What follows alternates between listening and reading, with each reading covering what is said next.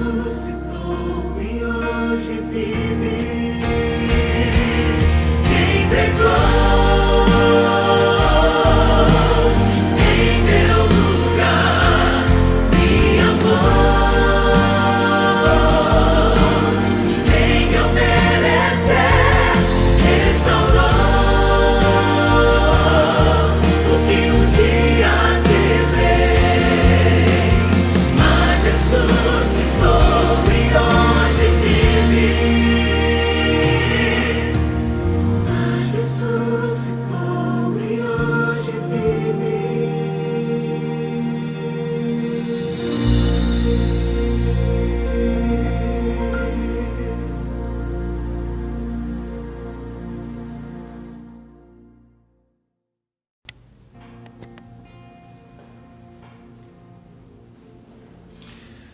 Olá, querido amigo, olá, querida amiga, olá, amada família.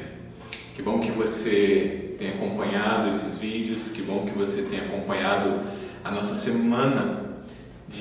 Semana Santa, de maneira tão especial que o nosso colégio, o Colégio Adventista de Pinhais, tem preparado para cada família, para cada amigo, para cada um, onde esse vídeo possa alcançar.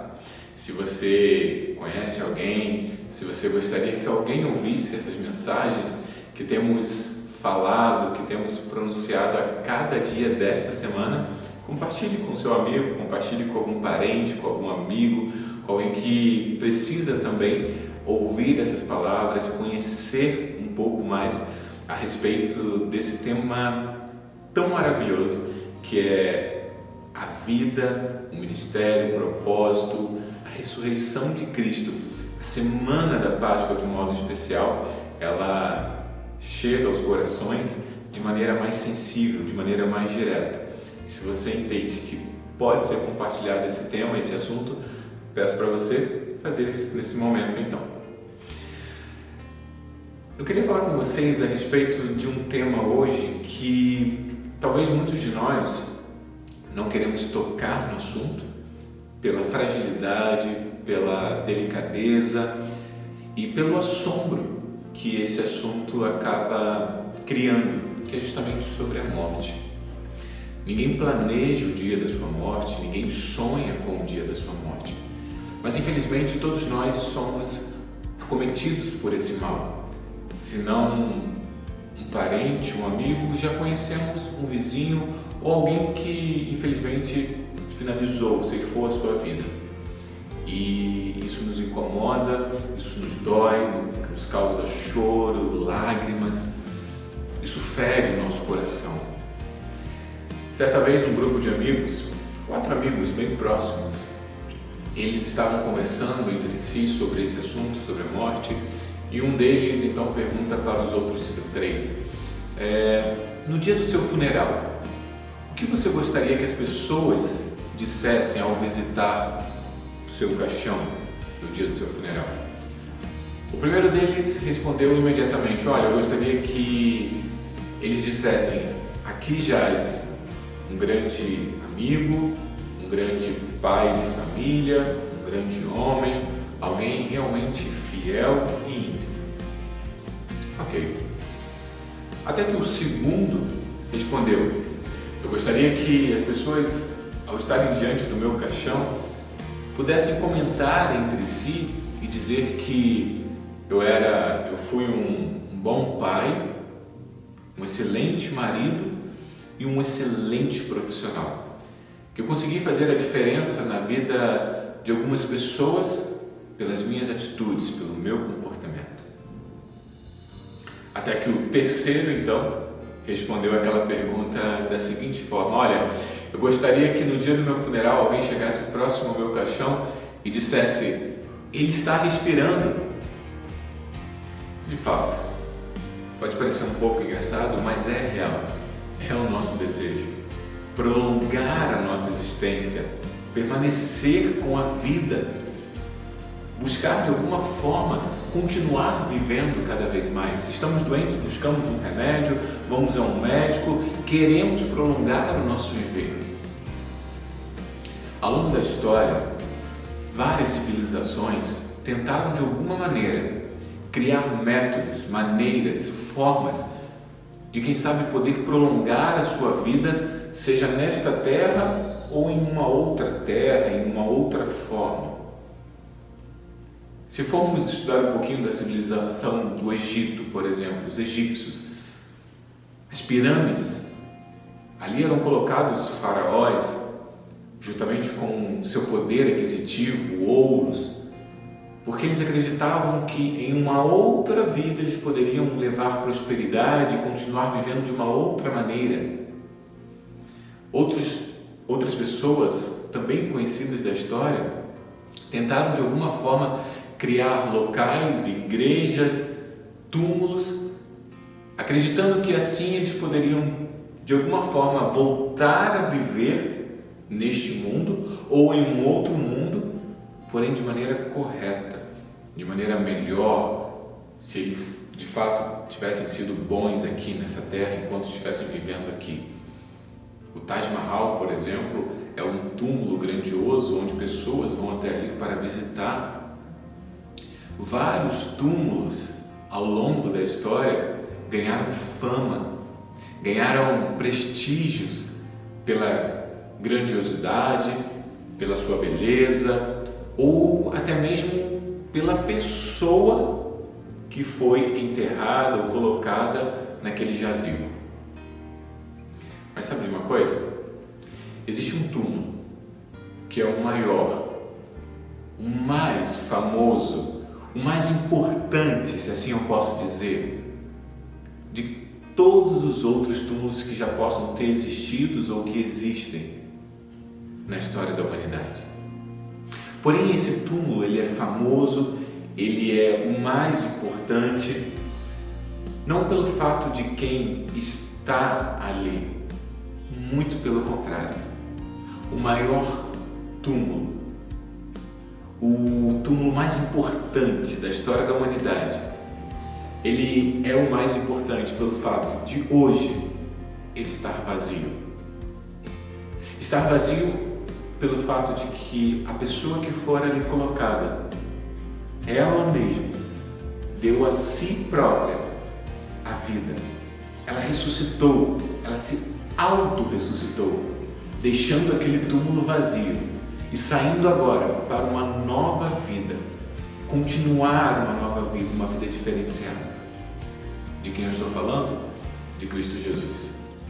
Foi exatamente Cristo Jesus que foi morto numa sexta-feira, e aquela foi uma sexta-feira triste, não somente para os seus seguidores, mas para a humanidade, para o planeta Terra, onde o Criador do Universo veio a morrer, dando a sua vida como um propósito de salvação para as outras pessoas, para a humanidade.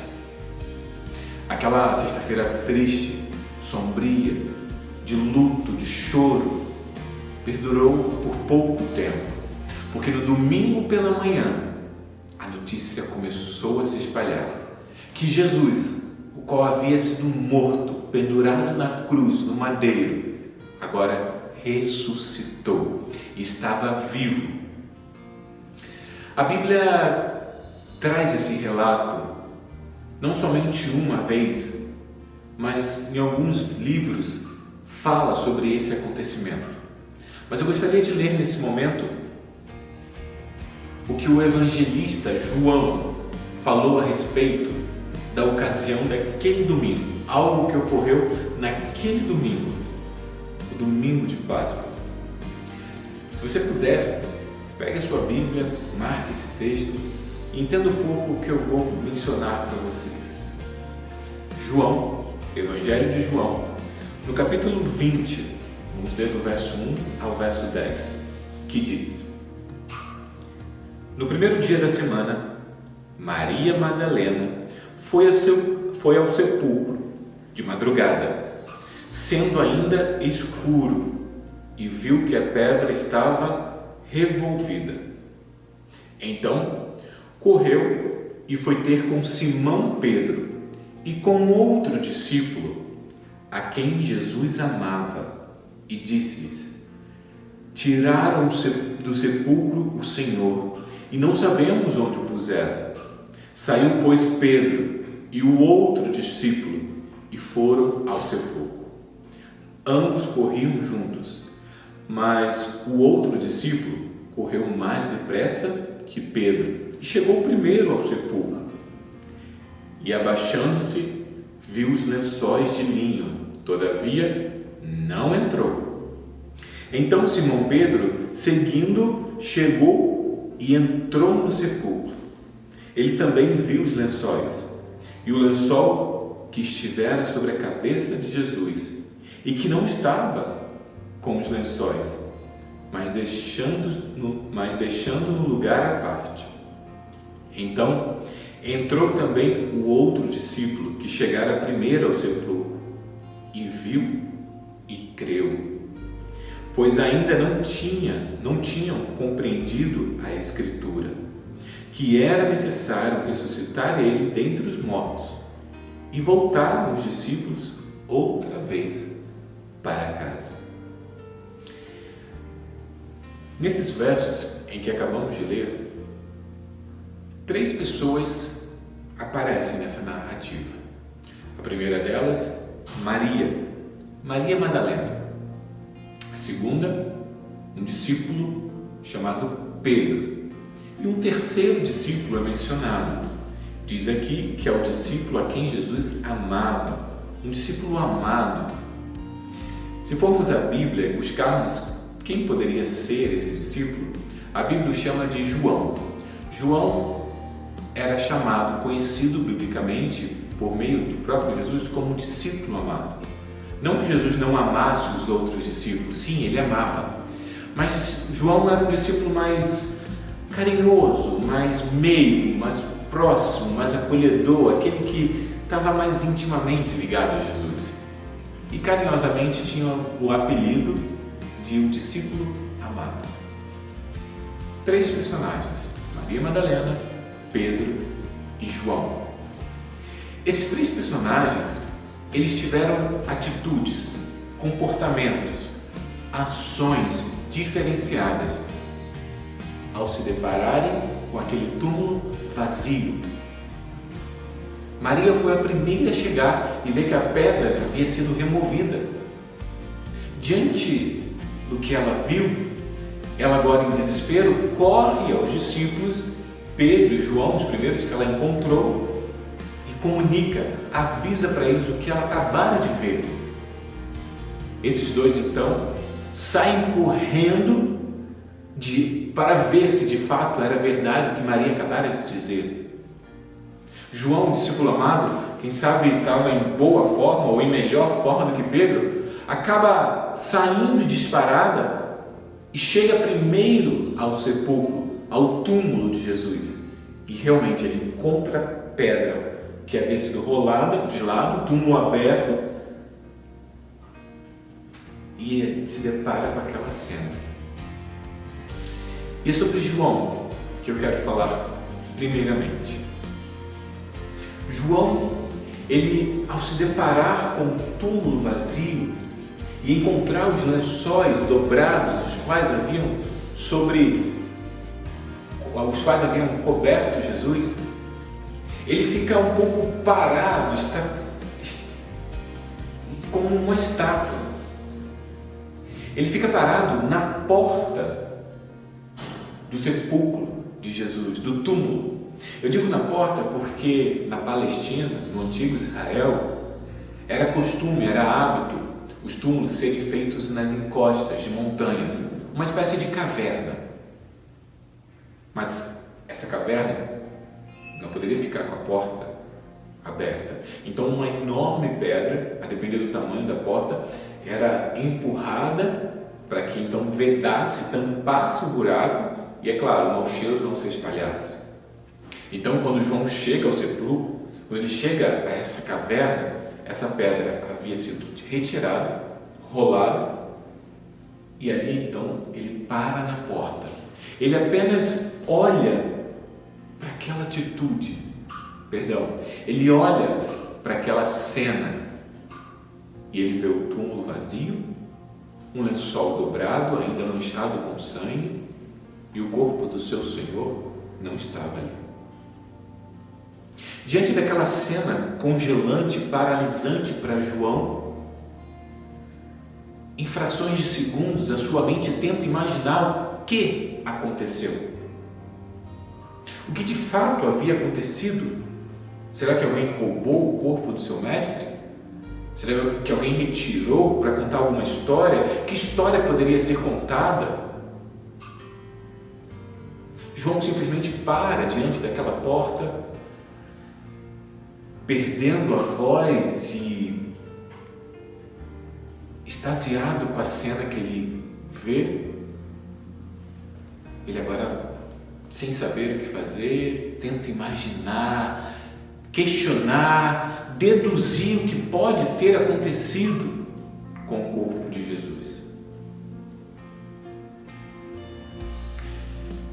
João agora é tomado pela incerteza, pela insegurança. E, infelizmente, algumas pessoas, ao depararem com a história de Cristo, ao depararem com as histórias bíblicas, também se sentem inseguros, ficam tentando imaginar o que aconteceu ou deixou de acontecer. Será que é verdade? Será que é mentira? Será que a Bíblia realmente aconteceu tudo o que ela conta? Não aconteceu? Algumas pessoas param diante da palavra de Deus ou dos acontecimentos cristãos e tentam imaginar uma outra resposta, uma outra solução, uma outra narrativa, e preferem deixar isso de lado, deixar a Bíblia de lado, ou a história de lado, o que Cristo fez por elas de lado, tentando ter uma outra imaginação. Talvez nesse momento eu esteja falando para alguém que, assim como João, prefere imaginar o que pode ter acontecido do que crer de fato na palavra de Deus. O segundo personagem que eu quero falar dessa cena é Pedro. Pedro, ele chega logo após João. Pedro chega após João, ele vê que João está ali extasiado com a cena. Pedro, diferente de João, ele não para na porta, ele entra no túmulo, ele entra naquela caverna, ele pega no lençol e de fato ele comprova, olha, realmente Jesus não está aqui, mas o que aconteceu? Aonde está Jesus? João não tinha uma resposta lógica para dar para Pedro. E Pedro não quis acreditar no que ele estava vendo. Pedro preferiu procurar em outro lugar. Pedro pensou consigo e expressou: João, isso não é verdade, não pode estar acontecendo, eu não acredito que roubaram o corpo de Jesus. O que eles querem com um corpo morto, sem vida? Não é possível acreditar no que eu estou vendo, João. Eu não quero acreditar, eu não vou acreditar nisso. Eu vou sair daqui e vou precisar procurar saber o que aconteceu. Pedro e João agora deixam o sepulcro. Os dois abandonam o sepulcro. João abandona o sepulcro tentando imaginar o que aconteceu. Pedro sai dali não querendo acreditar que aquilo era verdade. Se talvez você não tenha as características de João, tentando imaginar uma outra solução para a história, para a palavra de Deus, talvez, quem sabe, eu esteja falando para uma pessoa que tem as características de Pedro. Olha, eu não quero acreditar, eu não vou analisar, eu não quero ter contato com a palavra de Deus, eu não quero ouvir as histórias da Bíblia porque não quero acreditar nisso. Não pode ser verdade o que eu estou vendo, o que eu estou ouvindo diante da palavra de Deus.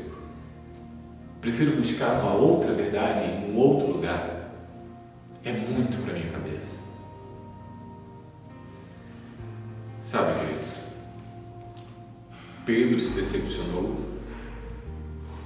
João também se decepcionou, porque eles esperavam que o seu mestre, Jesus Cristo, pudesse se libertar da morte, de não ter que ser pendurado na cruz do Calvário, de não ter sido chicoteado por soldados.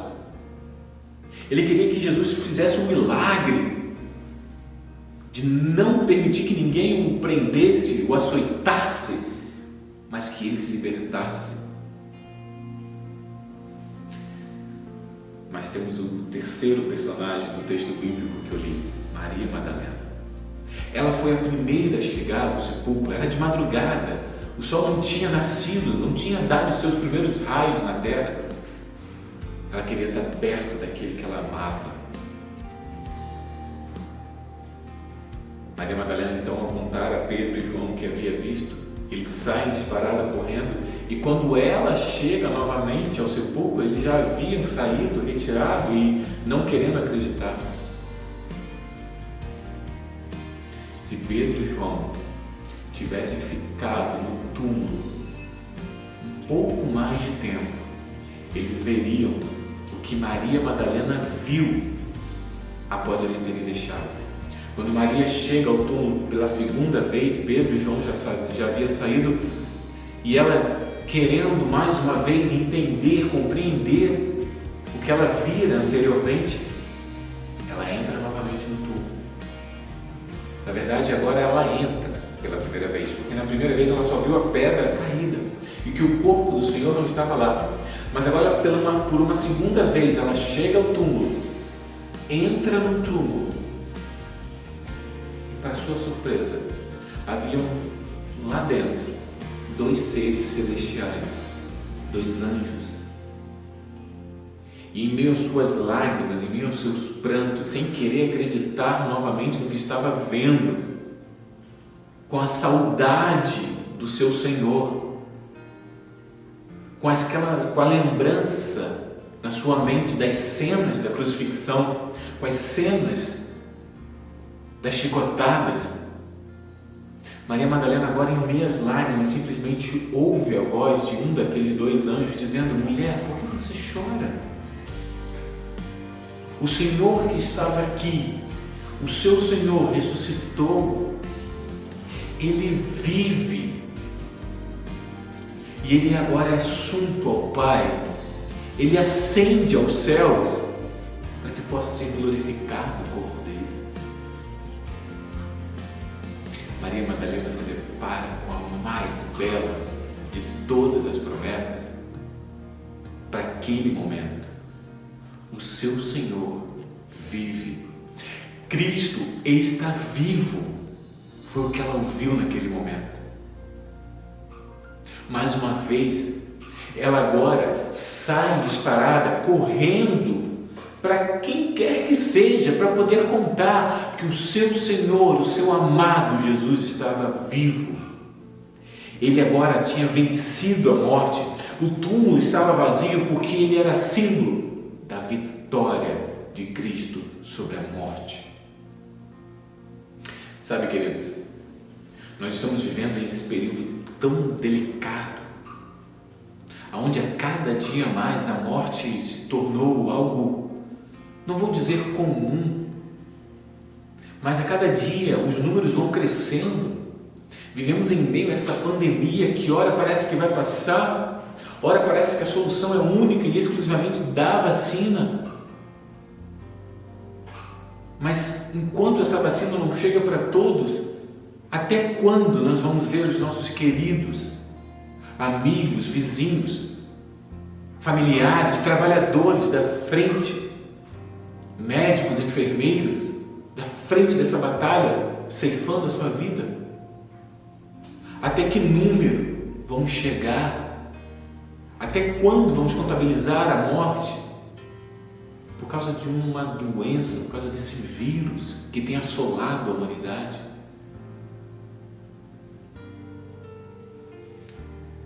Cristo, Ele passou pela morte e Ele deu o exemplo de que todo aquele ser humano que crer nele, que acreditar nele, ainda que esse ser humano morra, um dia ele ressuscitará e ressuscitará para a vida eterna. meu desejo é que, assim como Maria Madalena, mesmo que em meio às lágrimas, à tristeza, você também possa ter a mesma atitude que Maria Madalena, de acreditar, de ouvir e de entender as promessas feitas na palavra de Deus para o seu povo. João não quis acreditar, preferiu imaginar outra situação, uma outra história. Pedro não queria acreditar porque era impossível aquilo acontecer para ele. Maria Madalena, ela acreditou. Ela não acreditava no que ela estava vendo, mas o seu amor, a sua disposição em parar, em entrar, em ouvir, dar ouvidos à voz do anjo, fez com que o seu coração batesse mais aquecido, batesse mais forte, e saiu pregando a toda a vizinhança e a todas as pessoas que o seu Redentor, o seu Senhor estava vivo. E agora o túmulo se encontrava vazio. Meu querido amigo, minha querida amiga, você que é pai, parente, você que de alguma forma recebeu esse vídeo, que essa mensagem chegou até você, eu quero te dizer: creia na palavra de Deus. Creia nas promessas que estão escritas nesse livro sagrado. Creia em tudo que existe nessa palavra. Isso é a palavra de Deus, isso não é um livro qualquer. Esse livro já foi perseguido, já foi queimado. Pessoas tentaram de alguma forma acabar com o que está escrito aqui dentro, mas ainda assim, ele é o livro mais vendido da história da humanidade. Ele é o livro que, quando uma pessoa se depara com o que está ensinando e começa a praticar o que ele pede, a sua vida se transforma, a sua vida muda para melhor. É um livro que restaura, que une famílias, que dá vida a quem está cansado, que restaura as forças emocionais, psicológicas e, acima de tudo, ele restaura a sua espiritualidade. Por isso, o meu apelo, o meu pedido para você: gaste tempo com a palavra de Deus, gaste tempo com esse livro, porque ao abrir esse livro, ao se deparar com o que está aqui escrito, eu tenho plena certeza que você não será mais o mesmo.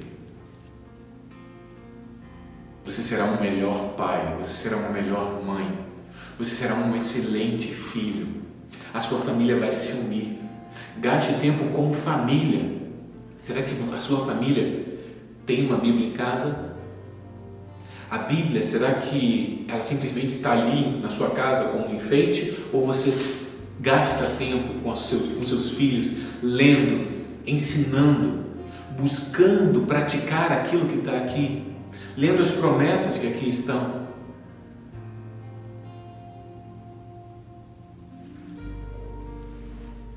Eu quero apelar ao seu coração, não simplesmente porque estamos numa Semana Santa, porque esse livro já ultrapassou inúmeras Semanas Santas. E se por um acaso você quer deixar de ter as atitudes de João, deixar de ter a atitude de Pedro, deixar de não crer nesse livro e passar, quem sabe, a dar um voto de confiança e ser como Maria Madalena, eu quero dizer para você que o nosso colégio, o Colégio Adventista de Pinhais, ele está de portas abertas no que diz respeito a te ensinar a ler esse livro. O Colégio Adventista de Pinhais, ele possui uma capelania.